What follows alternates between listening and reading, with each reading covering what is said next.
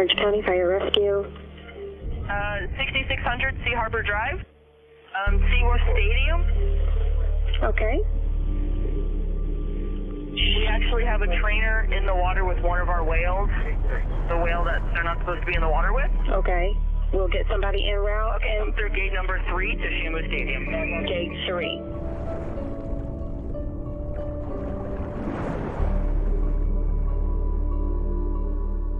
Orange County Sheriff's Office. We need SO to respond for a dead person at SeaWorld. A whale has eaten one of the trainers. A whale ate one of the trainers? That's correct.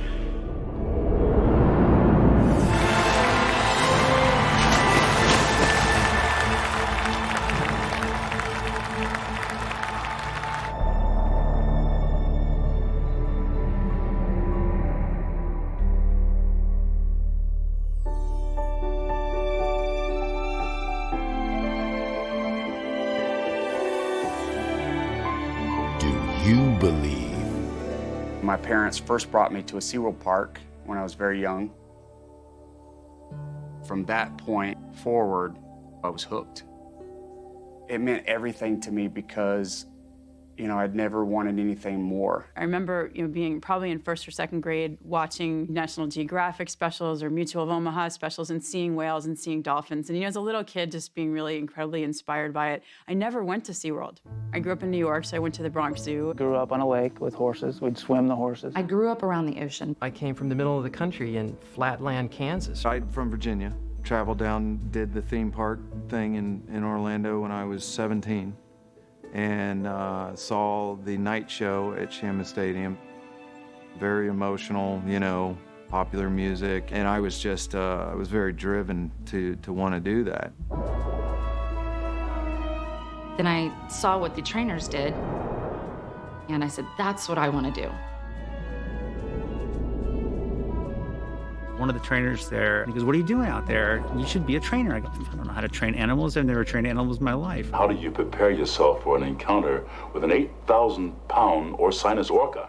I always thought you needed like a master's degree in marine biology to be a trainer. It takes years of study and experience to meet the strict requirements necessary to interact in the water with Shamu.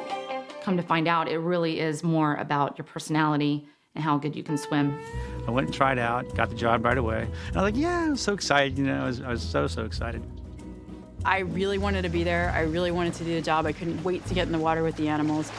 I really was proud of being a SeaWorld trainer. I thought this was the most amazing job.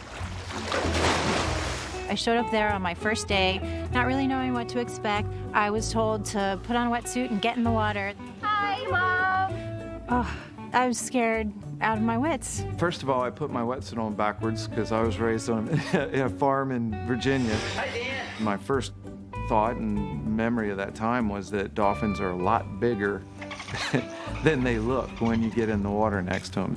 Well, I watched this Sea Lion and Otter show, and this guy, Mike Morocco, he comes out during the show with a dress on as Dorky, the alter ego of Dorothy, in a dress with a sea lion, the coward sea lion, right? And he's walking along with this little basket, and I go, I will never, ever do that, 2 months later, hi, I'm Dorky. Walking out on stage with the sea lion.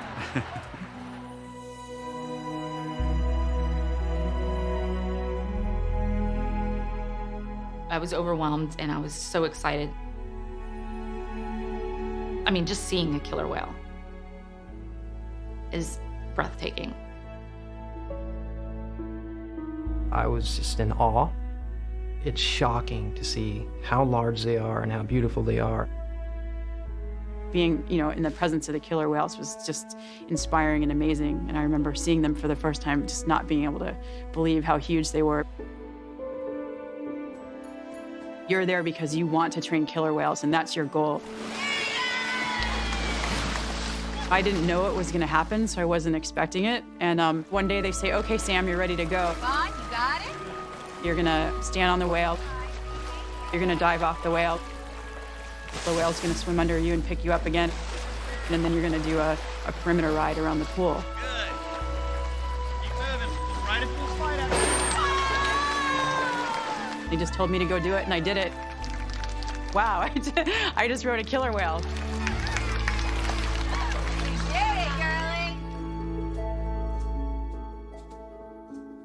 When you look into their eyes, you know somebody is home. Somebody's looking back. You form a very personal relationship with your animal. There's something absolutely amazing about working with an animal.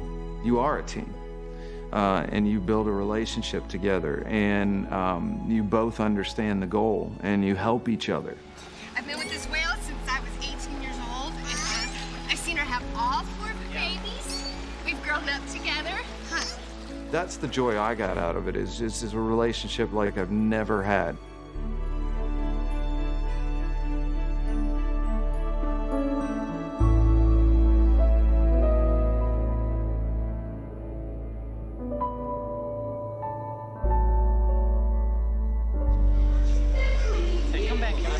Bro, I have to know, are you nervous? I'm scared. No. Nice hair, Jeff.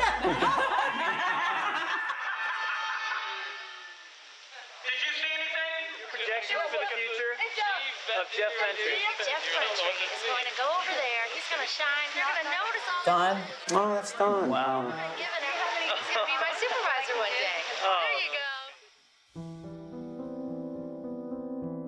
go. I knew Dawn when she was new. She was a great person to work with, and she obviously blossomed into one of SeaWorld's best trainers. This is Don Brancho. Don is the senior trainer here at Shamu Stadium. I guess you could say I kind of knew Dawn in a past life. It's a tough job, isn't it? Yeah, we really do go through a lot of physical exertion. You can see in the show, we do a lot of deep water work, breath holds, very high energy behaviors with the animals. Obviously, they're giving out a lot of energy too, but we're working together and having a lot of fun as well. She's beautiful, she's blonde, she's athletic, she's friendly. You know, everybody loves Dawn. And I mean this so sincerely. Of watching you perform yesterday, you're amazing. Thank you. You really are. She captured what it means to be a SeaWorld trainer. She had so much experience that it made me realize what happened to her really could have happened to anyone.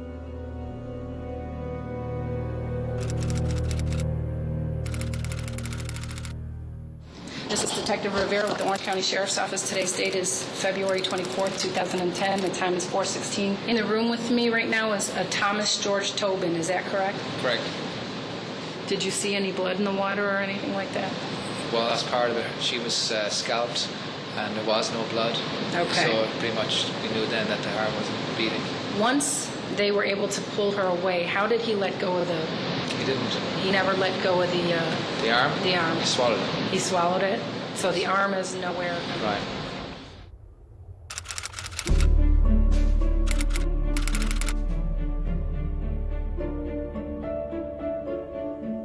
OSHA, on behalf of the federal government, is basically suggesting that swimming with orcas is inherently dangerous and that you can't completely predict the outcome when you enter the water or enter their environment. That's the crux of the OSHA case. Stay out of proximity with the animals and you won't get killed. It will have a ripple effect through the whole industry. This was national headline news. SeaWorld's whale performances may never be the same. Right now, the theme park is arguing in court to keep whale trainers in the water, something OSHA says is extremely dangerous. These are wild animals, and they are unpredictable because we don't speak whale. We don't speak whale, we don't speak tiger, we don't speak monkey.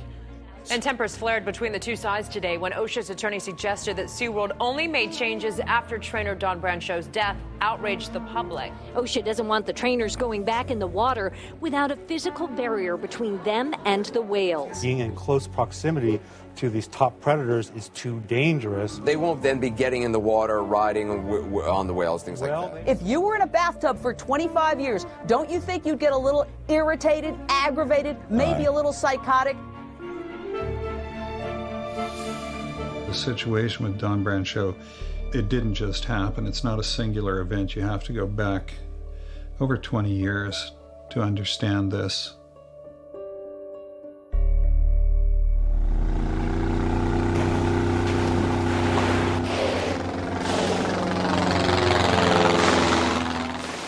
It was a really exciting thing to do until everybody wanted to do it. What were they telling you were going to do? Capture orcas. They had aircraft, they had spotters, they had speedboats, they had bombs they were throwing in the water. They were lighting their bombs with acetylene torches in their boats and throwing them as fast as they could to herd the whales into coves. But the orcas had been caught before, and they knew what was going on, and they knew their young ones would be taken from them. So the adults without young went east into a cul-de-sac, and the boats followed them, thinking they were all going that way, while the mothers with babies went north. But the capture teams had aircraft, and they have to come up for air eventually, and when they did, the capture teams alerted the boats and said, oh no, they're going north, the ones with babies. So the boats, the speedboats, caught them there and herded them in. And then they had fishing boats with seine nets that they would stretch across so none could leave, and then they could just pick out the young ones.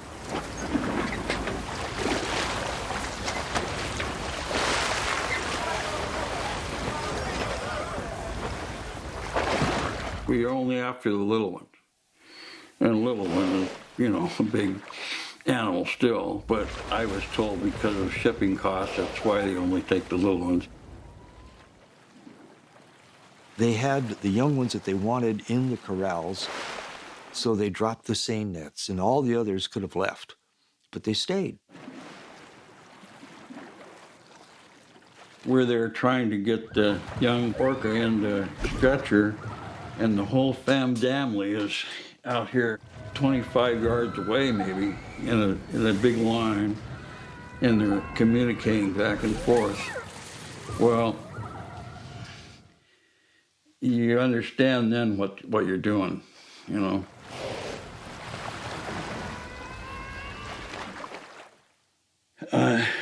I lost it. I mean, I started crying. I didn't stop working, but I just couldn't handle it. And just like kidnapping a little kid away from her mother. Everybody's watching, what can you do? It's the worst thing I can think of, you know. I can't think of anything worse than that. Now, this really sounds bad, but when the whole hunt was over, there were 3 dead whales in the net. And so they had Peter and Brian and I cut the whales open, fill them with rocks, and put anchors on their tail and sink them. Well,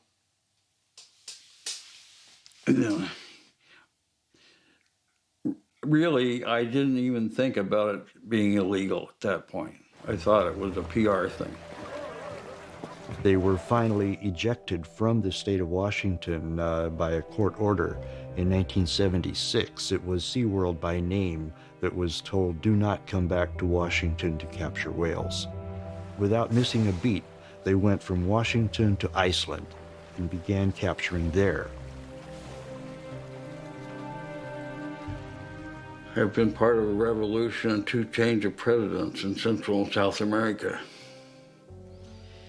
and seen some things that it's hard to believe, but this is the worst thing that I've ever done, is hunt that whale.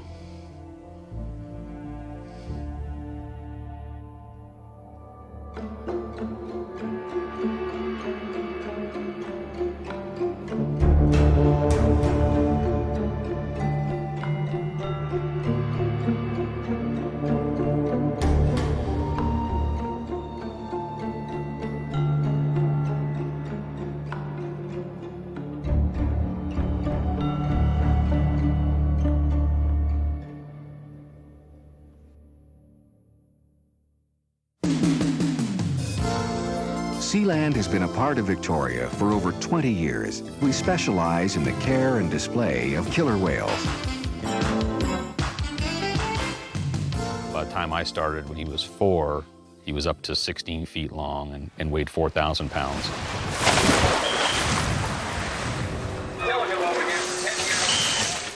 I had actually seen Tillicum quite a number of times. He was right across the strait here in Victoria. Now this show can get a little bit foggy at All Sealand was a net hanging in a marina with a float around it. Tilikum was the one we really loved to work with. He was very well behaved, and he was always eager to please. When he was first introduced, everything just went fine and dandy, but the previous head trainer used techniques that involved punishment. He would team a trained orca up with Tilikum, who was untrained. He would send them both off to do the same behavior. If Tilikum didn't do it, then both animals were punished. Deprived of food to keep them hungry. This caused a lot of frustration with the larger animal, the established animal, and would in turn get frustrated with Tilikum and would rake him with his teeth. There would be times during certain seasons that Tilikum would be covered head to toe with rakes. Rakes are teeth on teeth and raking the skin, and from head to toe you could see blood and you could see scratches, and he would just be raked up. Both females would gang up on him. Tilikum was the one we trusted. We never were concerned about Tilikum.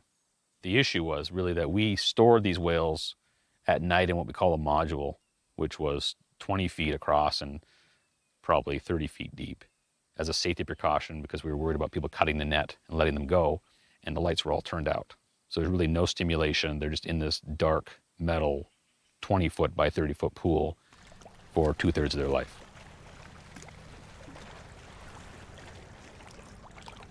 When we first started, they were quite small and quite young, so they fit in there quite nicely, but they were immobile for the most part. It didn't feel good. It just didn't, and it was just wrong. We started having difficulty getting them all into this one small steel box, to be honest. That's what it was. It was a floating steel box. That's where food deprivation would come in. We would hold back food, and they would know if they went in the module that they would get their food. So if they're hungry enough, they're going to go in there. And during the winter, that would be from 5 at night till 7 in the morning. When you let them out, you'd see these new tooth rakes, and sometimes you'd see blood. Closing that door on him and knowing that he's locked in there for the whole night is like, it's a stab. It's a, whoa. If that is true, it's not only, inhumane, and I'll tell him so, but it probably led to what I think is a psychosis, that he was on a hair trigger. He'd kill.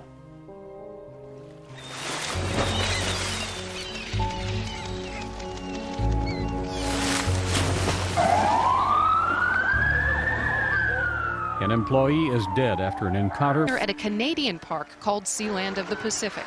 The victim, Kelty Byrne, was a championship swimmer and a part-time worker at Sealand. As seen in this home video, rescuers used a huge net to try. The workers' efforts were hindered by the agitated whales. I'd like to make the Pan-Pacific teams this summer, but my more immediate goal is just to swim fast at nationals.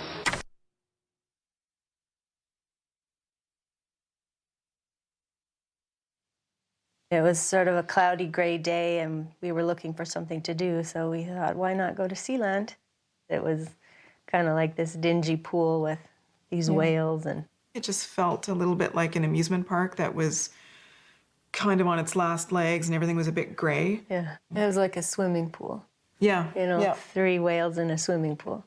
Yeah, and they would come up and touch the ball, and I think there was some tail splashing, and there was some jumping. With the fish, and they hold the fish, and the whales jump up. I remember saying, "Oh, what a fun job! She's so lucky." And then I saw her walking with her rubber boots, and she tripped, and her foot just dipped into the edge of the pool, and she lost her balance and fell in. And then she was pushing her way up to get out of the pool, and the whale zoomed over, grabbed her boot, and pulled her back in. At first, I didn't think it was that serious, because you see the trainer in the pool with the whale, and you think, oh, well, the whales are used to that, and then all of a sudden it started getting, there was more swimming, more activity, more thrashing, and she was starting to get panicked, and then as it progressed, you started to realize, whoa, something's not right here. She started to scream, and she started looking around, and her eyes were like bigger and bigger, and realizing that I really am in trouble here. And then they would pull her under, And then they would come up, and then when they came up, she'd be, help me, and then they'd take her down again. And she would be submerged for several seconds up to, I don't know, maybe a minute. You're not keeping track. So, it was harder and harder for her to get the air in because she was screaming. And my sister remembers her saying, I don't want to die.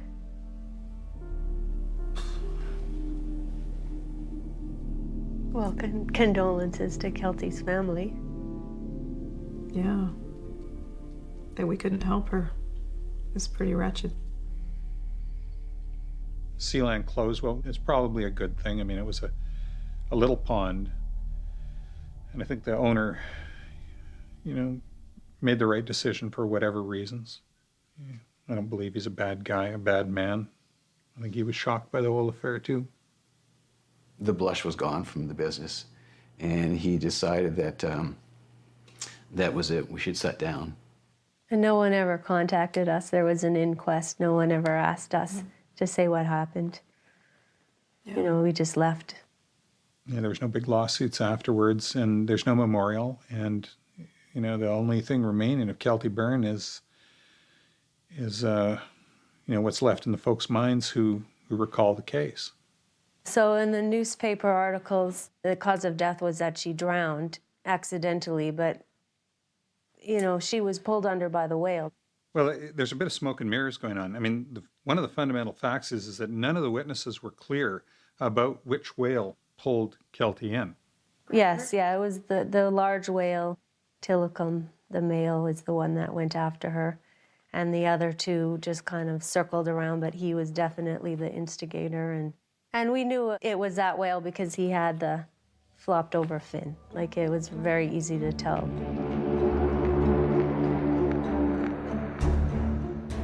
Sealand of the Pacific closed its doors and was looking, I guess, to make a buck on the way out, and these whales are worth millions of dollars. When SeaWorld heard that Tilikum was available, after this accident at Sealand of the Pacific, they really wanted Tilikum because they needed a breeder. So I don't even think that anybody even was questioning, like, is this a good idea?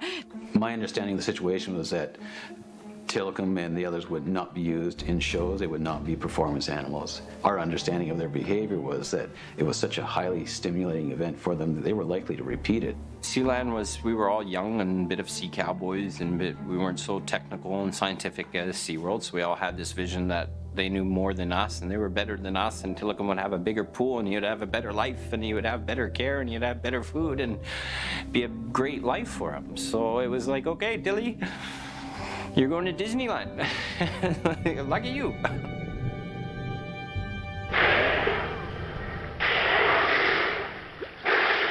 The orca's intelligence may be even superior to man's. As parents, they are exemplary, better than many human beings. And like human beings, they have a profound instinct for vengeance. Dino De Laurentiis presents Orca. If you go back only 35 years, we knew nothing, in fact, less than nothing. What the public had was superstition and fear. A fight to the death between the two most dangerous animals on Earth. What in hell are you? These were the vicious killer whales that, had 48 sharp teeth that would rip you to shreds if they got a chance. What we learned is that they're amazingly friendly and understanding and intuitively want to be your companion. Are you recording this? And to this day, there's no record of an orca doing any harm to any human in the wild.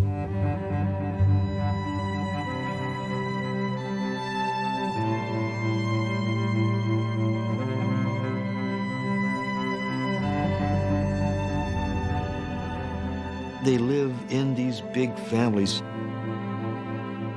and they have lifespans very similar to human lifespans. The females can live to about 100, maybe more, males to about 50 or 60, but the adult offspring never leave their mother's side.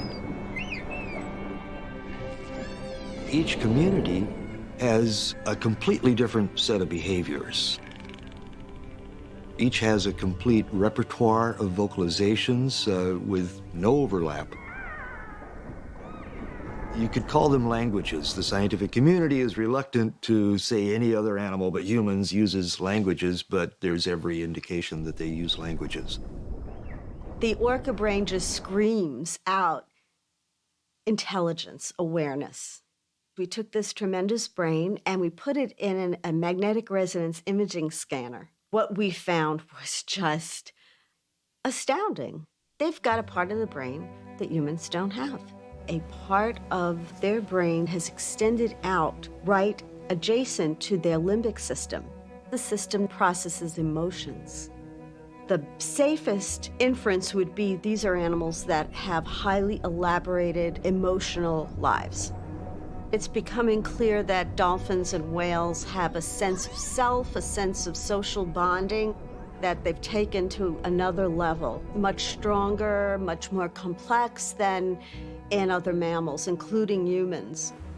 We look at mass strandings, the fact that they stand by each other. Everything about them is social, everything.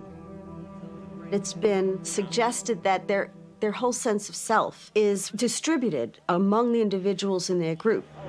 5 of them. These orca are going to attack this seal, and they've been breaking the ice off and swimming around him. Oh, here they come, 2 of them. Look at underneath there. You can see them underneath. They made a big wave. Look at that big wave. Oh, yeah.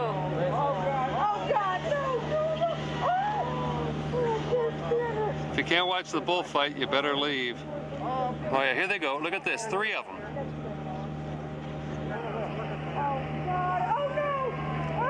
It's all over. No, not quite. Yeah, it's all over. It's all over.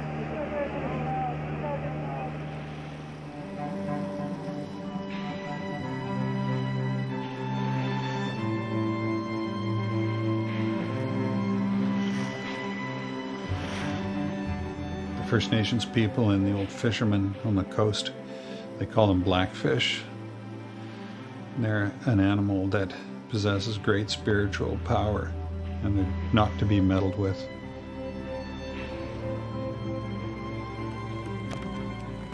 I've spent a lot of time around killer whales, and they're always in charge.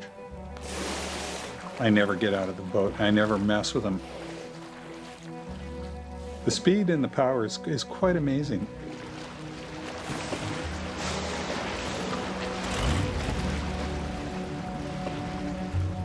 Rules are the same as a pool hall. Keep 1 foot on the floor at all times. Even after seeing them thousands of times,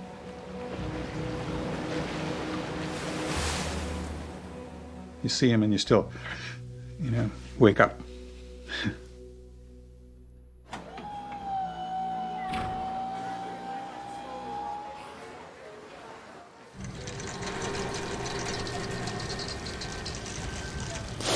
He arrived, I think, in 1992. I was at Whale and Dolphin Stadium when he arrived, and he's twice as large as the next animal in the facility. Yeah, he's right at about 12,000 pounds. That's incredible. He looks fantastic. When Tilikum arrived at SeaWorld, he was attacked viciously, repeatedly by Katina and others.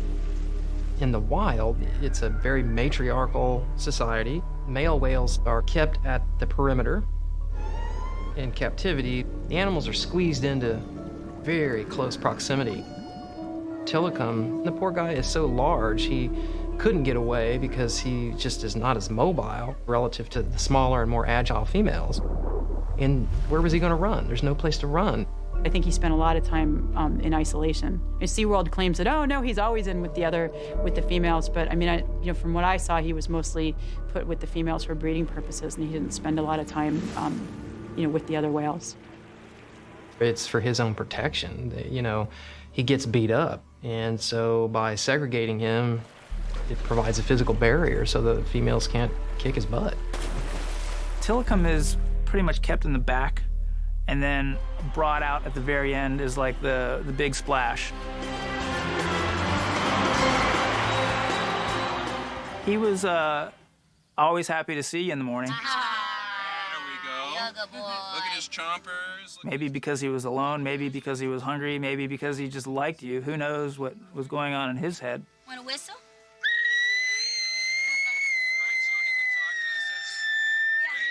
I'm about to say. That was really loud. Sure. Come on, big boy. Show the sex. He seemed to like to work. He seemed to be interested. He seemed to want to learn new things. He seemed to be enjoying, working with the trainers. He, for me, was a joy. He really responded to me, and I, every day I went to work, I was happy to see Tilly. That's cute. You're being too cute. I never got the impression of him while I was there that, oh my God, he's the scary whale, not at all. Maybe some of it's just our naivety or whatever, because we weren't given the full details of Kelty's situation. I was under the impression that Tilikum had nothing to do with her death, specifically that it was the female whales who were responsible for her death. What I found really odd at first was the way they were acting around this whale, and what they had told us seemed to me to be two different things. The first day he arrived, I remember one of the senior trainers at SeaWorld, Tilikum was in a pool and she was walking over a gate and she had her wetsuit unzipped and was tied around her waist, and she was making cooing noises and going, "Hey, Tilikum, what a cute little whale," and she was like just, kind of play talking at him, and one of the supervisors said, "Get her out of there," and just screamed at her, like, get her away from there, like they were so worried that something was gonna happen. And I remember thinking, why are you guys making such a big deal out of this when he didn't actually kill her?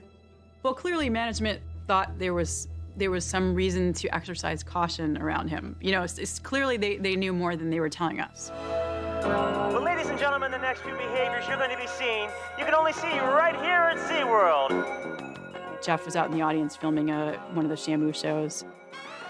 It was a perfect show. All of the hot dog sequences, the waterworks sequences went off great. I was really excited just to be capturing this because it was kind of turning out to be a great show. A show that's kind of complete, it probably only happens a few times a week. At the very end of the show, Liz was working Tilikum, and apparently Tilikum lunged out of the water at her. And I had captured Tilikum coming out of the water, kind of turning sideways, and appeared to me to try to grab Liz. And at that moment, the tape became unusable. I was just kind of basically instructed to get rid of the tape. Wanting to kind of preserve the tape, I actually used the editing equipment and like snipped out that little half second or second when he did that and stitched it back together so it just kind of looked like a glitch in the tape. And I'm like, look at this. And it was like, no, this is no longer usable, and so we had to destroy the tape.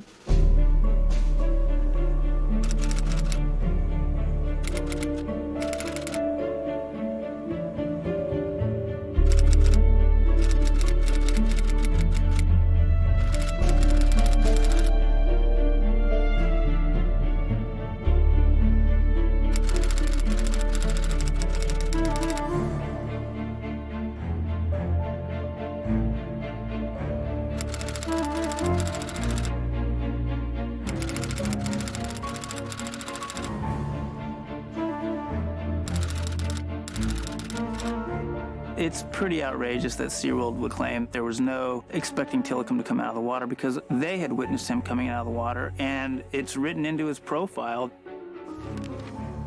He lunges at trainers. When we visit SeaWorld, we tend to take for granted the fact that Shamu has been provided with a safe and comfortable habitat. And everything trained is an extension of the killer whale's natural behavior. I spewed out the party line during shows. I'm totally mortified now. There's like something like, look at Namu. Namu's not doing that because she has to. Namu is doing this because she really wants to. Oh my gosh. Like some of the things I'm embarrassed by, so embarrassed by. At the time, I think I could have convinced myself that the relationships that we had were built on something stronger than the fact that I'm giving them fish. You know, I like to think that, but I don't know that that's the truth. I had been there a while, and I had seen a few other things along the way that made me question why I was there and what we were doing with these animals. On November 4th, 1988, a killer whale at SeaWorld gave the performance of a lifetime.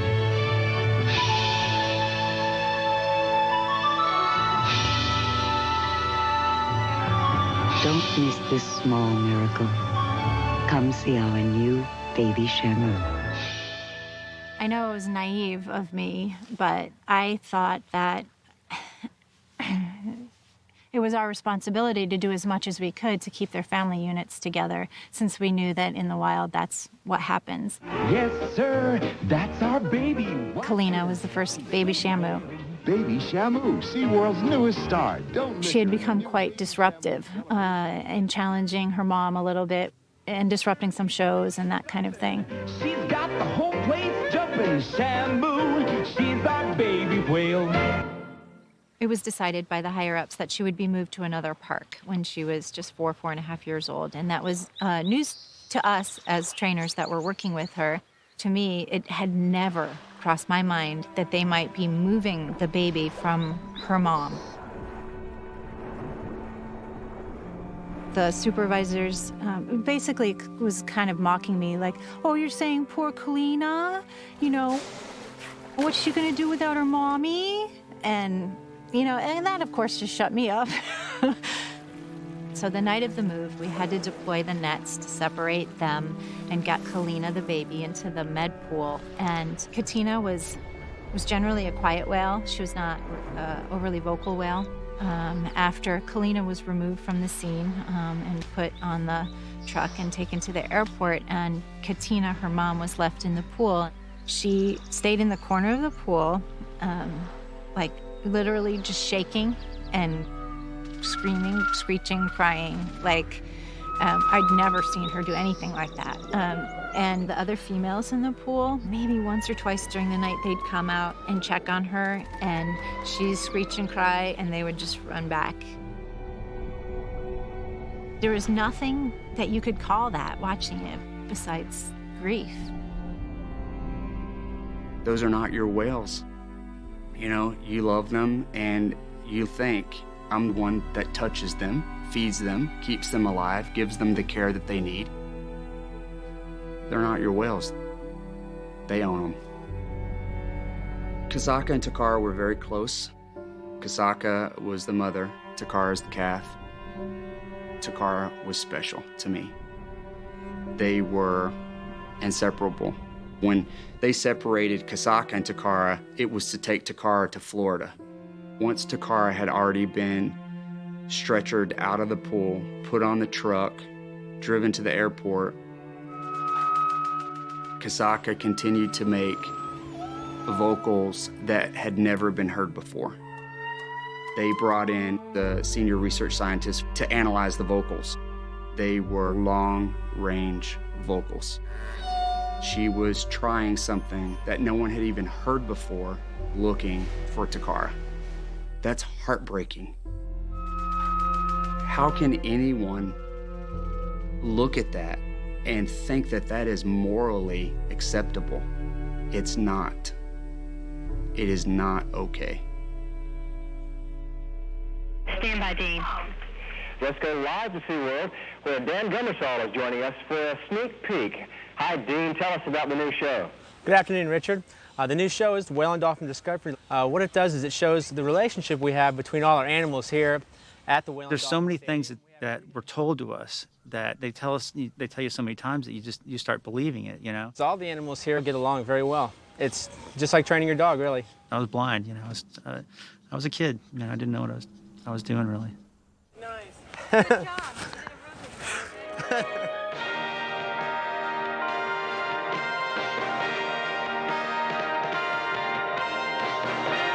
Ladies and gentlemen, this is David from Maryland. Go ahead and wave at everyone, David.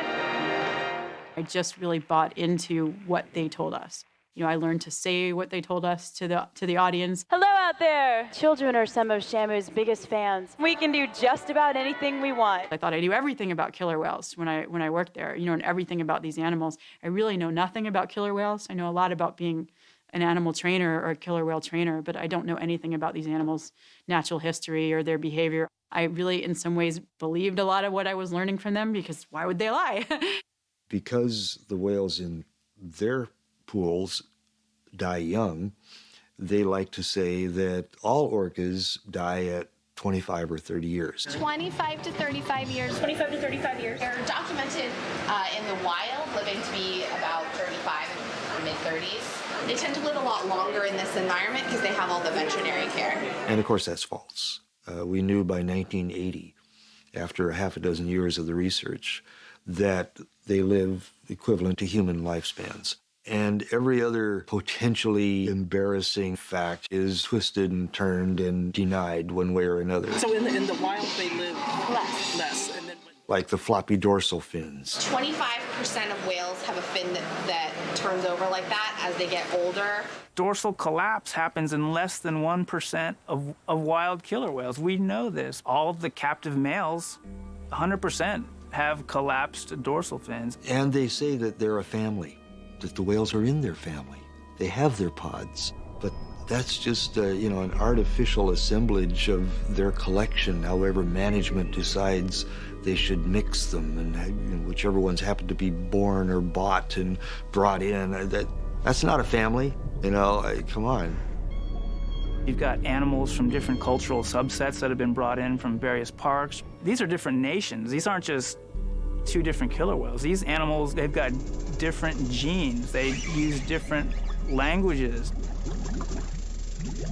Well, what can happen as a result of them being thrown in with other whales that they haven't grown up with, that are not part of their culture, is there's hyperaggression, a lot of violence, a lot of killing in captivity that you don't ever see in the wild. For the health and safety of the animals, please do not put your hands in the water. It was always sort of this backdrop, this underpinning of tension between animals. Whale-on-whale aggression was just part of the daily existence. We ask that you use the stairs and aisleways as you exit. Please do not step on the seats. These areas may become wet and therefore slippery to some footwear. Thank you. In the wild, when there's tension, they've got thousands of square miles to exit the scene and they can get away. You don't have that in captivity. Could you imagine being in a small concrete enclosure for your life when you're used to swimming 100 miles a day? Sometimes this aggression became very severe, and in fact, whales have died in captivity because of this aggression. I think it was 1988, Candu trying to assert her dominance over Corky, rammed Corky. It fractured her jaw, which cut an artery in her head, and then she bled out. That's got to be a hard way to go down. I saw that there was just a lot of things that weren't right, and there was a lot of misinformation, and something was amiss. And I sort of compartmentalized that part of it and did the best that I could with the knowledge that I had to take care of the animals that were there. And I think all the trainers there have the same thing in their heart. They're trying to make a difference in the lives of the animals. You think that if I leave, who's going to take care of Tilikum? And that's why I stayed, because I feel sorry for Tilikum. I mean, if you want to get down to the nuts and bolts of it, I stayed because I felt sorry for Tilikum. And I couldn't bring myself to stop coming and trying to take care of him.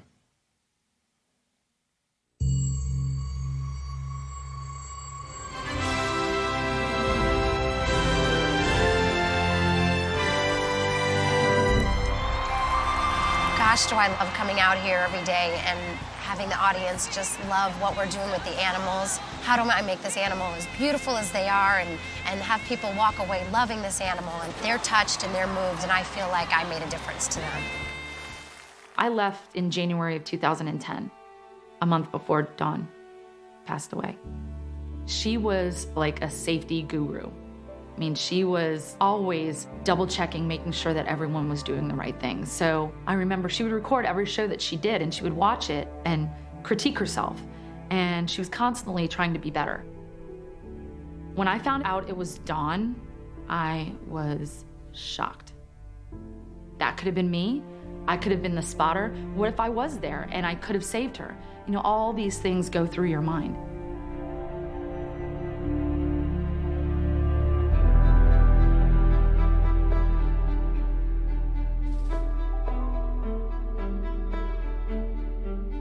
John Sillick is the guy who in 1987 was crushed between two whales at SeaWorld of San Diego. Now, even though I'd been working at SeaWorld for 6 months, I had no idea that that had even happened. I never even heard that story. And the SeaWorld party line was that, well, it was a trainer error. It was John's fault, you know, John's fault. He was supposed to get off that whale. And for years, I believed that, and I told people that.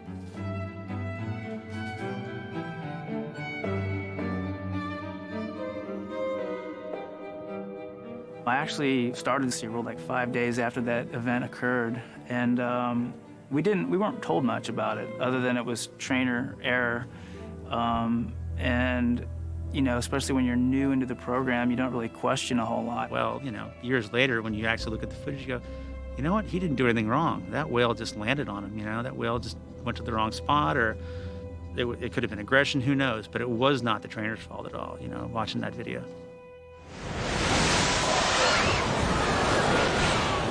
When I saw the video of the killer whale landing on John, I mean, it just absolutely took my breath away. I gasped. You know, I watched it 2 or 3 times, and every time I saw that, I just gasped. I could not believe what I was seeing. What kept his body together was that, you know, his wetsuit basically held him together. But I know he's had multiple surgeries, and he's got tons of hardware in his body. And it's hard for me to believe that I didn't actually see that video while I was actually an animal trainer, because it seems to me that every person who works with killer whales should have to watch that video.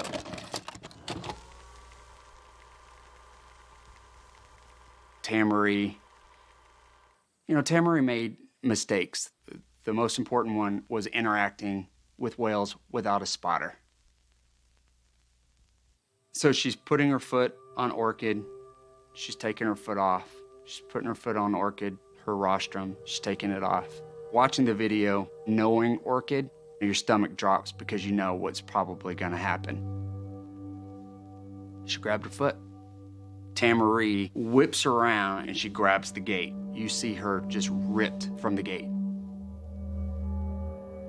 At this point, Tamari knows that she's in trouble. She's under the water. Splash and Orchid both have her. She's totally out of view. No other trainer knows that this is happening. People start to scream, you know, as the park guest that was filming it. You don't see her, but you hear Tamari surface. You hear her just scream out, "Somebody help me." And the way she screamed it was just such a blood-curdling, like, she knew she was gonna die.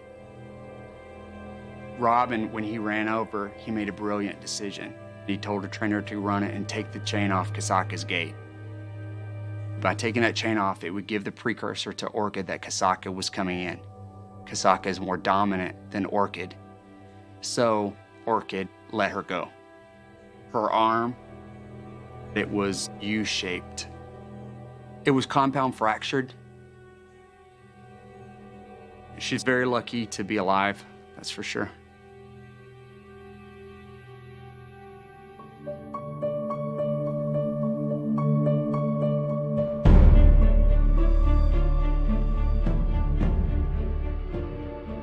I believe it's 70 plus, maybe even more, just killer whale trainer accidents.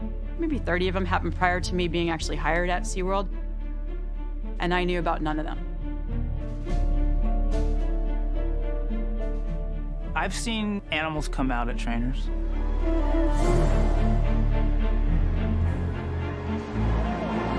Something's wrong. I've seen people get slammed.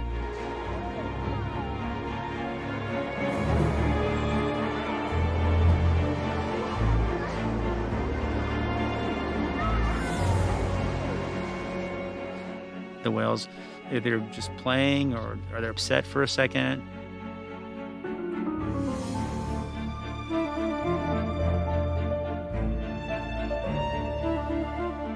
It was just something that happened, you know? This culture of you get back on the horse and you dive back in the water, and if you're hurt, well, then we've got other people that will replace you, and you came a long way. Are you sure you want that?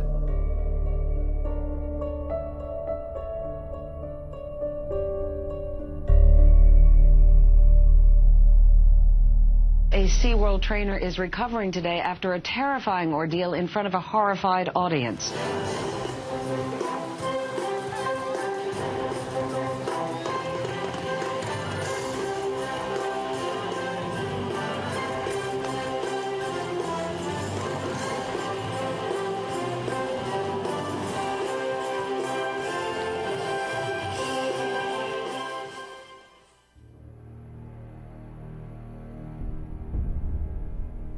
For some reason, the whale just took a different approach to what it was going to do with a very senior, very experienced trainer, Ken Peters, and dragged him to the bottom of the pool and held him in the bottom.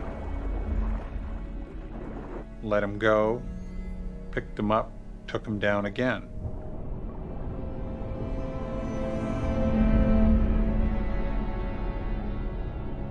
And these periods he was taken down were pretty close to the mark. Minute 20.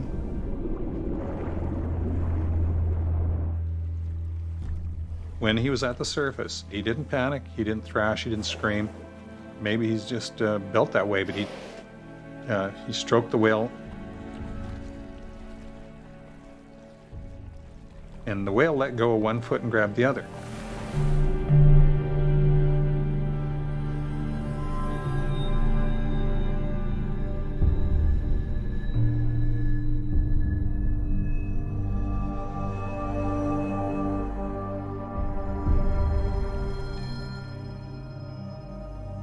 That's a pretty deep pool, and he took him right down. I think that's to 2 atmospheres of pressure.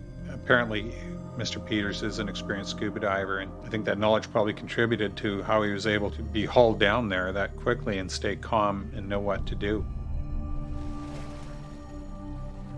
He knew what he was doing, because when you can see him actually in the film, the depth is so good, you can see him ventilating. You can see him ventilating really hard. So he knows about swimming and diving and being underwater.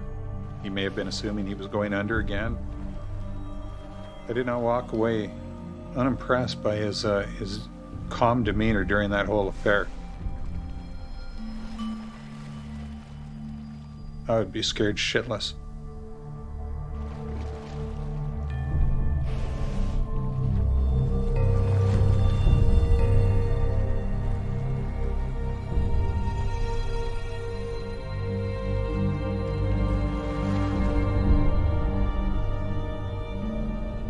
He was near to the end. Presumably, Ken Peters had a relationship with this whale. Maybe he did. Maybe that's what saved him, but Peters got the whale to let him go, and they strung a net across.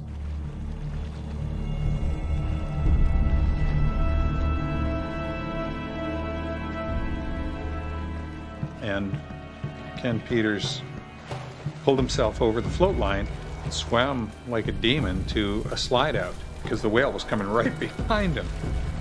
The whale jumped over it and came right after him. He tried to stand up and run. Of course, his feet were damaged. I mean, he just fell and he scrambled. And they take this as a prime example of their training working. And, they say, well, they stand back and stay calm, and that did work. They claim this as a victory of how they do business.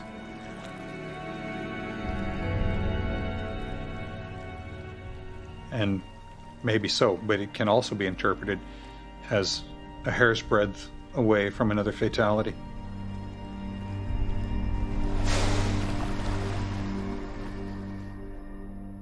Hi, Shamu. Hi, everybody. We're the Johnsons from Detroit, Michigan. We sure had a great time when we visited SeaWorld. It's one of our favorite places. Yeah, I like the part when Shamu gets everybody wet. When the whales get close to the glass and start kicking up the water, whammo, you're a goner.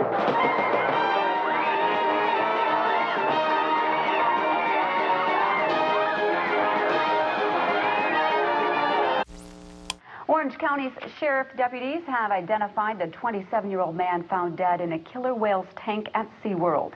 The victim is Daniel P. Dukes from South Carolina. Dukes was found yesterday draped over the back of Tilikum, the largest orca held in captivity. Well, all I know is the public relations version of it. He was a young man that had been arrested not long before he snuck into SeaWorld. Maybe he climbed the barbed wire fence around the perimeter and stayed after hours. Perfect storyline. A mentally disturbed guy hides in the park after hours and strips his clothes off and decides he wants to have a magical experience with an orca and drowns because he became hypothermic. Right, so that's the storyline, and none of us were there to know the difference. He was not detected by the night watch trainers who were presumably at that station. There are cameras all over SeaWorld. There are cameras all over the back of Shamu Stadium, pointing every which way. There are underwater cameras. I find it hard to believe that nobody knew until the morning that there was a body in there. They have a night watch trainer every night. That person didn't hear any splashing or screaming or, I mean, I just find that really suspicious. One of the employees, I don't know if it was a physical therapist or somebody, was coming in the morning, and there was Tilikum, you know, with a dead naked guy on his back, kind of parading him around the back pool. The public relations spin on this was that he was kind of a drifter and died of hypothermia, but the medical examiner reports were more graphic than that. For example, Tilikum stripped him, bit off his genitals. There was bite marks all over his body. Now, whether that was post-death or pre-death, I don't know. But yeah, all I can comment on is that the guy definitely jumped in the wrong pool.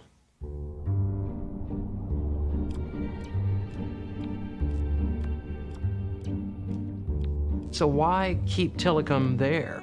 This guy, he's proven track record of killing people. He's clearly a liability to the institution. Why keep him around? Well, it's quite simple to answer, and that is that his semen is worth a lot of money.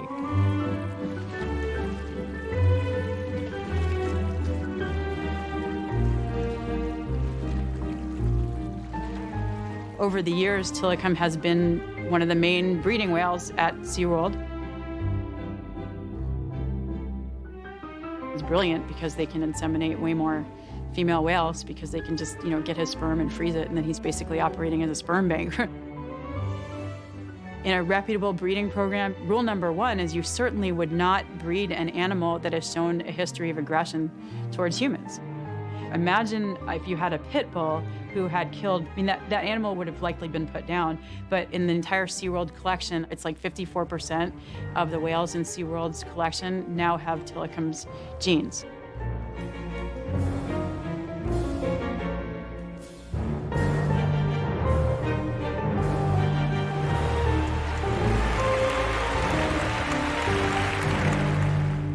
The flaw is to assume that all killer whales are like Tilikum. You have to look at their learning history from birth. You have to understand why Tilikum was a hazard to anybody in the water.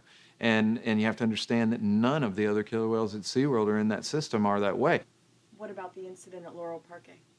First of all, I can't speak with specificity about Laurel Park. I wasn't there.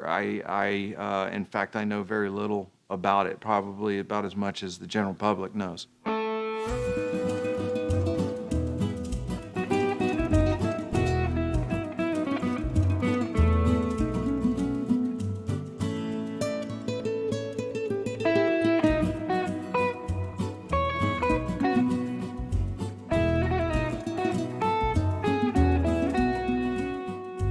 Me dijo que tenía algo importante que decirme.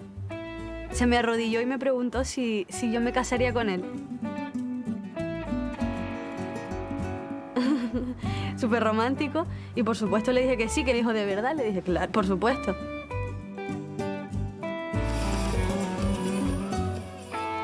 Él nunca se imaginó que iba a empezar que iba a trabajar en orcas de entrenador. Él tenía la idea de que iba a ser técnico. Y como le gustaban los animales, pues siempre le gustaron. Le encantó. De hecho, fue probarlo y le encantó.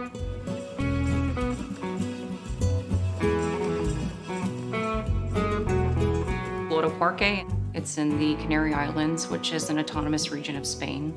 It's the largest tourist attraction in all of Spain. Sean todos bienvenidos a Orca Ocean! And when SeaWorld sent the orcas to Loro Parque, everybody was always questioning, like, how did they make that leap to send 4 young orcas to a park off the west coast of Africa with trainers who, a lot of them had never been around orcas before. Nothing was ready. The venue wasn't ready. It wasn't ready for the orcas. It wasn't ready for a show. The owner of the park didn't want to lose revenue by shutting down the pools and repairing them. So for 3 years, the animals ate the pools, and for 3 years, the animals had problems with their teeth, with their stomachs. So that's the reason why these animals are enduring the endoscope procedures. Those are still SeaWorld's animals, and they are responsible for those animals.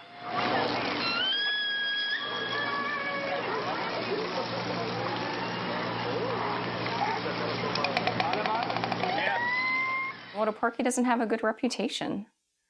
People that work in the business know the reputation of places, and Loro Parque does not have a good reputation. They didn't spend the same amount of time as the SeaWorld trainers, did not go through the same regimen that the SeaWorld trainers went through. You know, and Alexis really was the best trainer. And I did say, I said, you know, you're the only trainer there that can hold its own with a SeaWorld trainer. And I said, you know, but you need to be careful.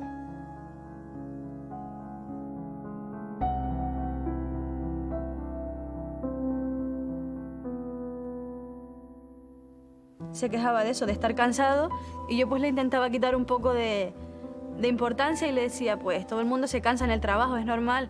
Pues esa noche me dijo, ya, pero mi trabajo es físico y yo tengo que estar bien porque yo me juego la vida cada día. Si yo no estoy bien, ¿quién te dice que mañana en un despiste o por cualquier cosa no me pase algo? Y eso me lo dijo la noche anterior al ataque. Anywhere along the line, it could have been stopped because everyone knew it was a tragedy waiting to happen. But no one ever did anything about it. And in the end, it was the best trainer who lost his life. Me sonó el teléfono, me habló Miguel Díaz, el supervisor, el jefe de Alex, y me dijo, no, Estefanía, Alex tuvo un incidente sin importancia con una orca, él está bien. Ya vimos todo un entramado de ambulancia, estaba pues los representantes de la empresa.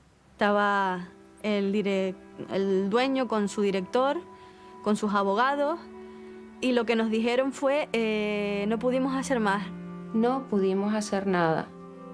Y yo, ¿cómo? Me dicen que si quería pasar a verlo. Y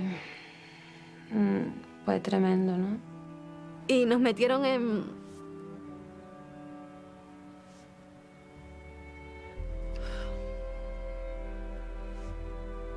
la sala donde estaba su cuerpo. Solo se le veía, recuerdo, en la cabeza. Estaba completamente tapado, pero sí recuerdo que me apoyé en su pecho y yo noté que algo ahí estaba mal. Efectivamente, tenía el esternón roto, pero sí tuve esa sensación de que el pecho estaba hacia afuera. Después, no sé, por lo que me dio fue por preguntar qué había pasado, porque yo no podía entender cómo me podían haber dicho que estaba bien y de repente llegar y encontrármelo pues así. Solamente le di un fuerte abrazo en la cara, te quiero, te quiero. Y ya con la misma me sacaron de allí y ya no supe.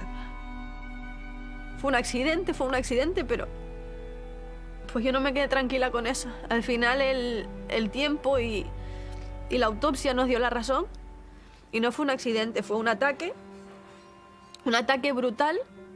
O sea, que fue un incidente o que fue un mal golpe, es mentira.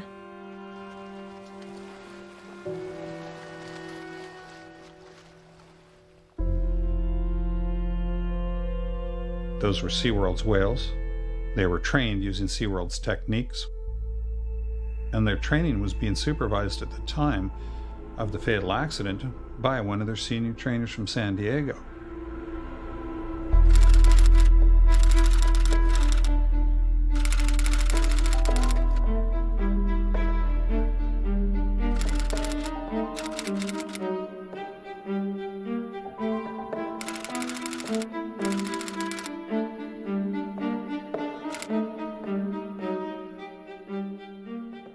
For somebody to get up and say in a court of law they have no knowledge of the linkages between SeaWorld and this park in Tenerife is, well, either she doesn't know and is telling the truth, or it's just a bold-faced lie.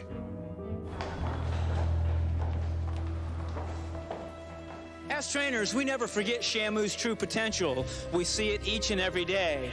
That's why all of our interactions are very carefully thought out, especially our waterwork interactions. Whoa!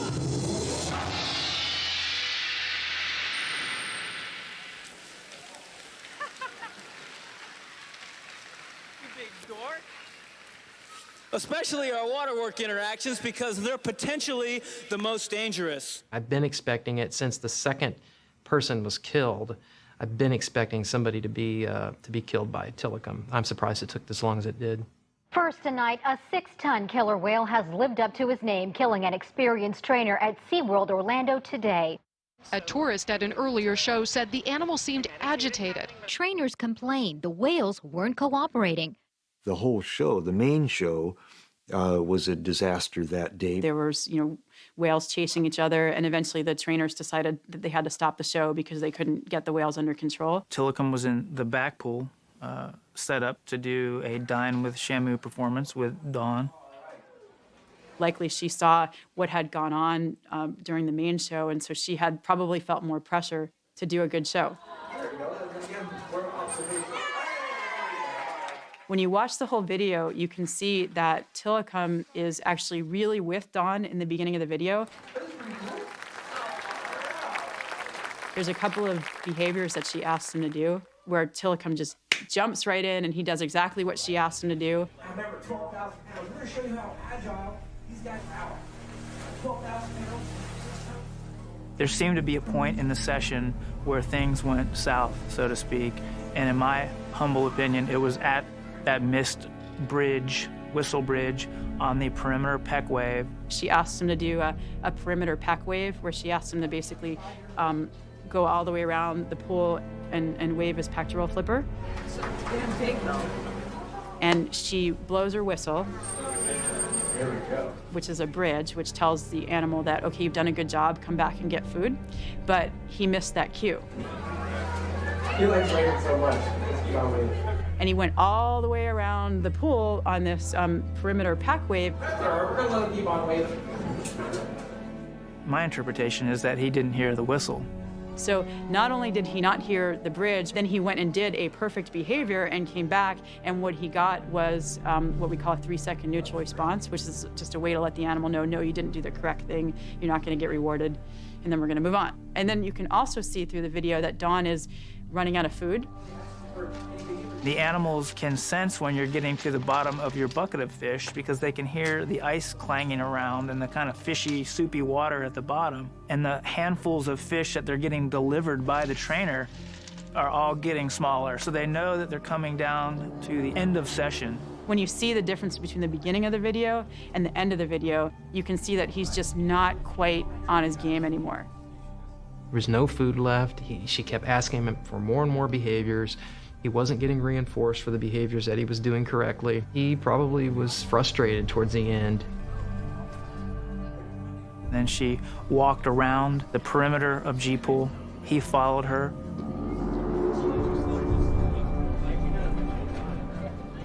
And then continued over into the rocky ledge area where she laid down with him to do a relationship session, which is, it's quiet time, basically. Tilikum at some point grabbed a hold of her left forearm and started to drag her and eventually did a barrel roll and pulled her in. May have started as play or frustration and clearly escalated to be very violent behavior that I think was anything but play. In the end, he basically just completely mutilated that poor girl. They were gathering all the trainers at the Texas park. He said there's been an accident at the Florida park and a trainer was killed. Hearing that it was Don, I couldn't believe it. I just remember saying to myself, not Don, it can't be Don. He said that, and he still has her. And I just was so disturbed by that and the reality of how powerless we are. Avulsion, laceration, abrasion, fractures and associated hemorrhages, blunt force traumas to the main body, to the extremities. To see this meted out against a trainer, and I cannot fathom the reason. It's shocking. The lawyer for OSHA asked me what I thought we'd learned, and I'm sitting in the courtroom and I've got the Kelty Byrne case file in one hand, and I've got Don Brancheau in the other, and they're almost to the day 20 years apart, and I'm looking at these two things. My only answer is nothing. In fact, it's not a damn thing. We have not learned a damn thing for something like that to happen 20 years apart. Did you tell if it was an accident or if this... Did this female trainer work with this whale on a regular basis? I don't know. What apparently happens, we had a female trainer back in the whale holding area. She apparently slipped or fell into the tank and was fatally injured by one of the whales. At first, SeaWorld reported that a trainer slipped and fell in the water and was drowned. So that was the first report. It wasn't until eyewitness accounts disputed that they had to go back in their huddle and say, wait a minute, we got to come up with a new plan. New tonight, SeaWorld has confirmed the killer whale pulled the woman into the water. She didn't fall into the tank as the sheriff's department initially reported. The new plan is that he grabbed her ponytail. This is a subtle way of placing the blame on Dawn's shoulders. She shouldn't have had a long ponytail, or if she did have that ponytail, it should have been up in a bun. Dawn, if she was standing here with me right now, would tell you that that was her mistake in allowing that to happen. They blamed her. How dare you? How disrespectful for you to blame her when she's not even alive to defend herself. He grabbed her ponytail and pulled her into the water. That's as simple as it gets. There are photographs of plenty of other trainers doing exactly the same thing that she was doing. So I knew that SeaWorld was lying about the fact that this was her fault. The ponytail, in all likelihood, is just a tail. The safety spotter, who apparently didn't actually see the takedown, came up with that. Are you excited? Now, during the spotter's testimony, OSHA pushed him to say that he wasn't really sure that it was her ponytail that was in the whale's mouth, that he just saw her underwater and he assumed it was the ponytail. OSHA contends that the whale came up and grabbed Don Brancheau's arm, saying that that was another level of aggressiveness. And again, SeaWorld is saying it was not an aggressive move. One of SeaWorld's top curators, Chuck Tompkins, said when Don Brancheau was pulled off that ledge, it wasn't necessarily aggressive behavior by the whale. The initial grab was not an act of aggression. This is not a crazed animal. The industry has a vested interest in spinning these so that the animals continue to appear like cuddly teddy bears that are completely safe. You know, that sells a lot of Shamu dolls, it sells a lot of tickets at the gate, and that's the storyline that they're going to continue to stick with for as long as they can.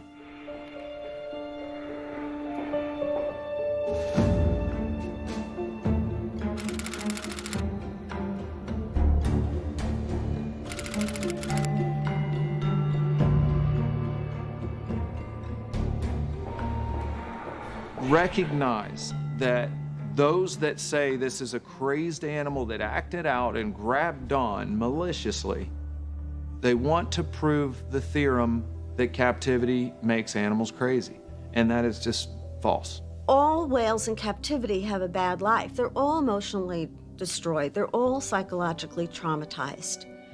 So they are ticking time bombs. It's not just Tilikum. We have to separate what happened to Dawn, and as tragic as it is, no one wants to ever see it happen again. Can SeaWorld create an environment where it never happens again? Yes, I absolutely believe they can. What if there were no SeaWorlds?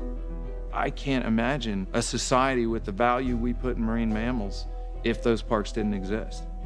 I'm not at all interested in having my daughter, who is 3.5, grow up thinking that it's normalized to have these intelligent, highly evolved animals in concrete pools.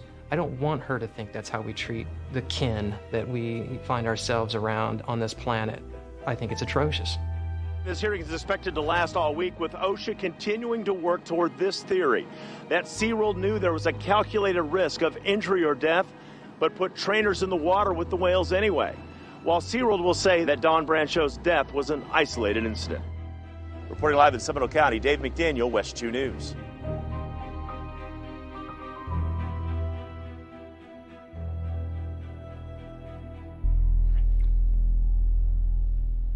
There's something wrong. You know with Tilikum that there's something wrong, and that's when you have a relationship with the animal and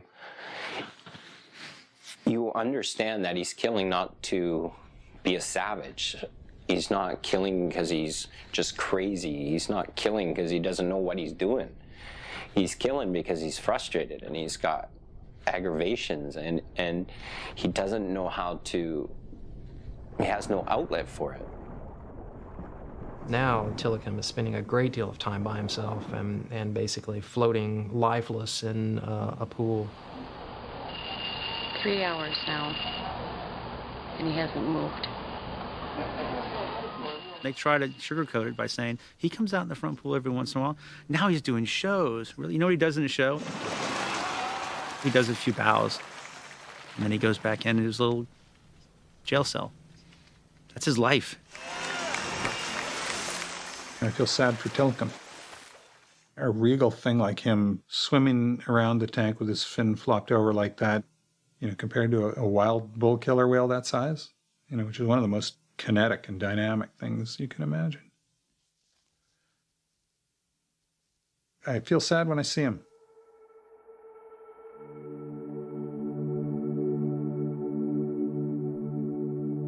It's time to stop the shows. It's time to stop forcing these animals to perform in basically a circus environment. And they should release the animals that are young enough and healthy enough to be released. And the animals like Tilikum, who are old and sick and have put in 25 years in the industry, should be released to an open ocean pen so they can live out their lives and just experience the natural rhythms of the ocean. This is a multi-billion-dollar corporation that makes its money through the exploitation of orcas. They're not suitable to have in captivity. The whales are really bored. You deprive them of all this environmental stimulation. I think that in 50 years, we'll look back and go, my God, what a barbaric time.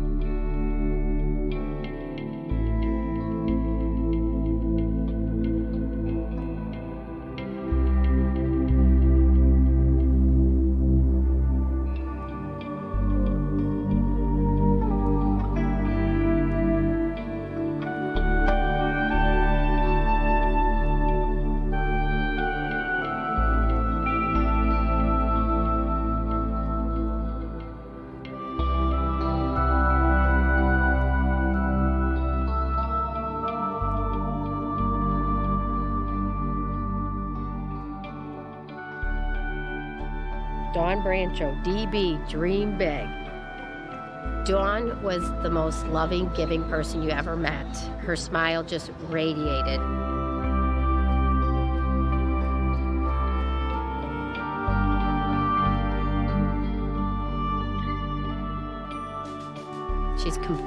She fulfilled her life.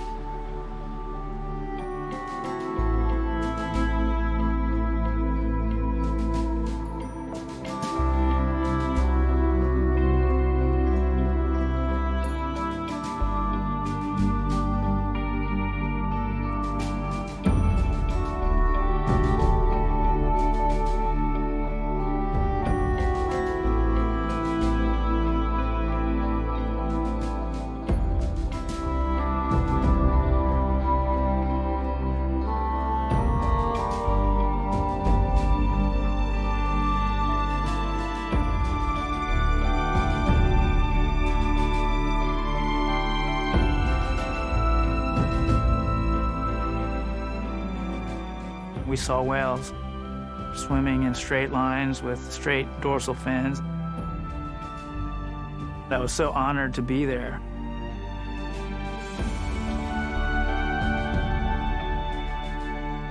And I was so thankful that I had sunglasses on because the tears were kind of coming out, and it was moving.